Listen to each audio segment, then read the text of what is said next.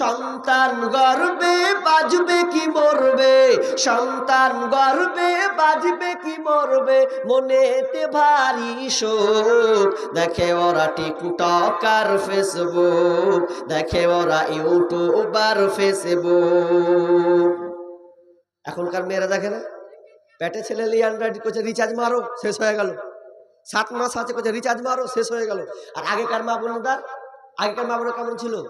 ওরে আগেকার মা বোনেদের পেটে এলে সন্তান, প্রাণের ভয়ে পড়তো তারা আল্লাহরই কোরআন।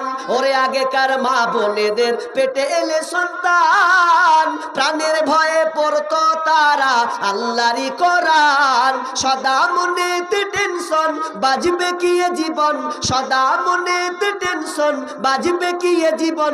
অশ্রু ভরা থাকিত ওই দুটি চোখ, মনেতে ভারী শোক, মনেতে ভারী শোক। সন্তান গর্বে বাজবে কি মরবে, মনেতে ভারী শোক। দেখে ওরা টিকটক আর ফেসবুক, দেখে ওরা ইউটিউব আর ফেসবুক। সন্তান ভূমিষ্ঠ হয়ে কেঁদে ওঠে ওয়াও, তার মানে হাতটা খালি, টাচ মোবাইল দাও। ছোট ছোট ছেলে যে মোবাইল না দিলে ভাত খাই না, চালিয়ে ফেল দিচ্ছে। এখনকার ছেলে পিলে ওয়ান গাড়ির মোবাইল চালু করো তারপরে ভাত ভরো, আগে মোবাইলটা চালু করো তারপরে ভাত। লে না রে, লে না, চালু কর আগে, কার্টুনটা দেখবে ভরো। সন্তান ভূমিষ্ঠ হয়ে কেঁদে ওঠে ওয়াও, তার মানে হাতটা খালি, টাচ মোবাইল দাও। মোবাইল দিলে হাতে বন্ধ সাথে সাথে, মোবাইল দিলে হাতে বন্ধ সাথে সাথে, থাকবে না কান্না হাসি ভরা মুখ, মনেতে ভারী শোক, মনেতে ভারী শোক। বলিতে পারে না কথা, পারে না কোহাতে, টাচ মোবাইল দিলে হাতে পারে ওরা ঘাটতে, পারে ওরা ঘাটতে। ছোট ছোট ছেলেরা মোবাইল যদি না আপনি না জানেন, ও আপনার থেকে বেশি বেশি বেশি পাকামো, আপনার থেকে বেশি জানে। দিয়ে দেন, সব বার করে দিচ্ছে। কুঁড়ে পালি রে, বলছে দেখো কেমন করে বের করছি। বলিতে পারে না কথা, পারে না কোহাতে, টাচ মোবাইল দিলে হাতে পারে ওরা ঘাটতে, পারে ওরা ঘাটতে। খেতে দিলে খাই না, স্কুলে যাই না, খেতে দিলে খাই না, স্কুলে যাই না, শুধু বইয়ের পাতা বাদ দিয়ে মোবাইলে চোখ, মনেতে ভারী শোক, মনেতে ভারী শোক। মা খবরদার, জীবনে পেটে যদি বাচ্চা আসে তাহলে কোনোদিন মোবাইল নিয়ে থাকবেন না, কারণ ওটা আপনার প্রতিক্রিয়া হবে।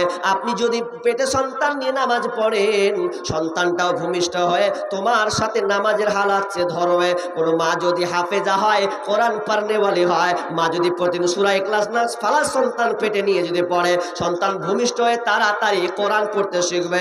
এই রকম নজির পৃথিবীতে অনেক আছে। 8 বছরের সন্তান, 7 বছরের সন্তান কোরআনের হাফেজ। তার কারণটা কি, মূল রহস্য কি? বাপ ভালো, মায়ের ভাবনা, মা ভালো, ফ্যাক্টরি ভালো, সন্তানও ভালো। এই জন্য প্রথম নম্বর হচ্ছে সন্তানের হক, প্রথম নম্বর ভালো মা নির্বাচন করা। ভালো মা নির্বাচন করবেন, একটা গেল। নাম্বার 2 গনিয়ে দিচ্ছি, নাম্বার 2 নম্বর কি করবেন?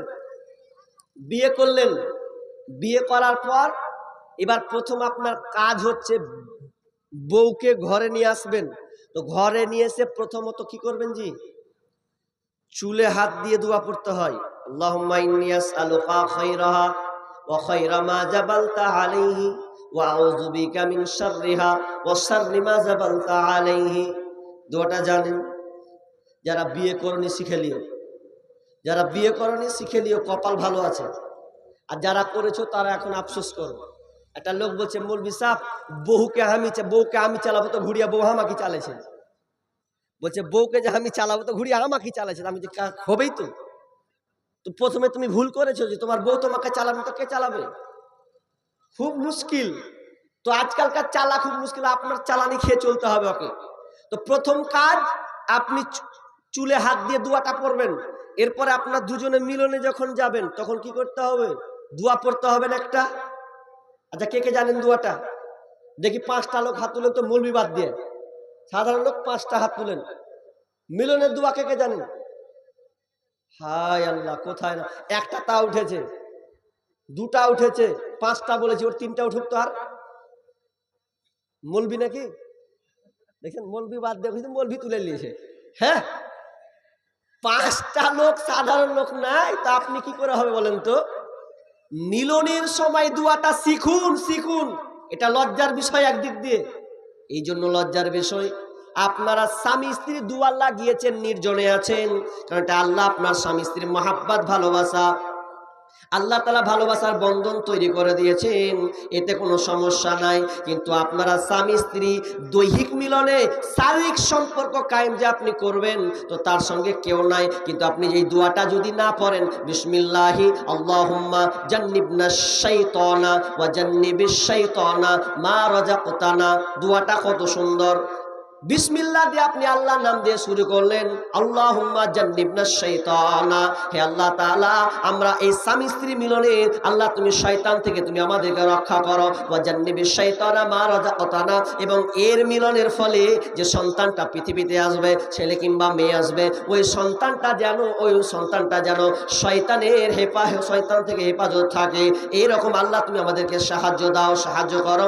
এই দোয়াটা আপনি পড়বেন। কিন্তু বন্ধুরে, অনেকেই দোয়াটা না জানার কারণে স্বামী স্ত্রী মিলনের সাথে সাথে শয়তানও শরীক হয়ে যায়। তার মানে আপনারা দুইজন নাই, স্বামী আছে, স্ত্রী আছে, তার সঙ্গে যুক্ত হয়েছে শয়তান। এখন আপনারা দুইজন নয়, তিনজনে আছেন। এবার তিনজনে যখন আছেন, তাহলে তো আর আপনি ছেলে ভালো পাচ্ছেন না, গোলমাল। তাহলে এই দোয়াটা আপনাকে শিখাই লাগবে, যে করে হোক ভাই। মৌলবি কাজ জানতে বলেন, মৌলবি বাংলা জানি, দোয়াটা দেন তো, একটু হিন্দি জানি, দোয়াটা মেরে দেন তো। মুখস্থ করলেন, যারা এখনো বিয়ে করেছেন, কিন্তু মনে একটা ধাক্কা লাগলো, খারাপ ধাক্কা, কেন এটা করতে গেলাম, আপনিও শিখালেন। যদি মনে করেন কোনো কিছুই আরবি পড়তে জানি না, বাংলা জানি না, হিন্দি জানি না, ইংরেজি জানি না, মোবাইল চালেন, মোবাইলে বলেন গুগলসকে একবার বলে দেন মিলনের দোয়া, দেখবেন চটাস করে বেরিয়ে আসবে। কোনো আলেম বলবে, আপনি শুনবেন, 5 বার 10 বার শুনবেন, সঙ্গে সঙ্গে মুখস্থ হয়ে যাবে, ইনশাল্লাহ আপনি কামিয়াবি হবেন। তাহলে দোয়াটা শিখুন, তাহলে লাভ আছে। এটা গেল, চটচট করে বলছি, কোনো হাত বেশি ভূমিকা না করছি না। দেখ, তারপরে কি করবেন? এবার মিলন করলেন, এবার আর একটা কাজ করতে হবে আপনাকে সন্তানের জন্য। কি? যে আপনি যে সন্তান নিবেন, অনেক লোক বলে আল্লাহ যদি হাকে বেটা দেয়, সালাকে উঠ একদম গরু কেটে দেবে। যদি একটা বেটা দেয়, গরু মারবই। তো এই কথাটা বলছেন, তো এই কথাটা কিন্তু একদিক দিয়ে ভালো বলেছেন, কি ভুল করেছেন আপনি? কি বলতে হবে? যদি বলেন যে বেটা নেবো কিংবা বেটা, এই কথা বলবেন যে আল্লাহ তুমি আমাকে একটা ভালো সন্তান দিও। তো অনেক লোক বলে বেটা হলেই হবে, তো বেটা হলেই হবে, তো বড় হয়ে কার মানে পকেট মেরে চলে বাড়ি চলে এলো। যে বেটা নেবো করছিলেন, ও তো আপনাকে মুখ পুড়িয়ে দিল। তো আপনাকে বলতে হবে আল্লাহ বেটা নিব, কিন্তু ভালো সলে নেক বেটা। কেন নবী পর্যন্ত চাইছেন, আর আপনি সাধারণ মানুষ চাইবেন না গো? নবী বলছেন, রব্বি হাবলি মিনাস সালিহিন, রব্বি হাবলি মিনাস সালিহিন, ফাবাশশারনাহু বিগুলামিন হালিম। নবী পর্যন্ত আল্লাহর কাছে চাইছে।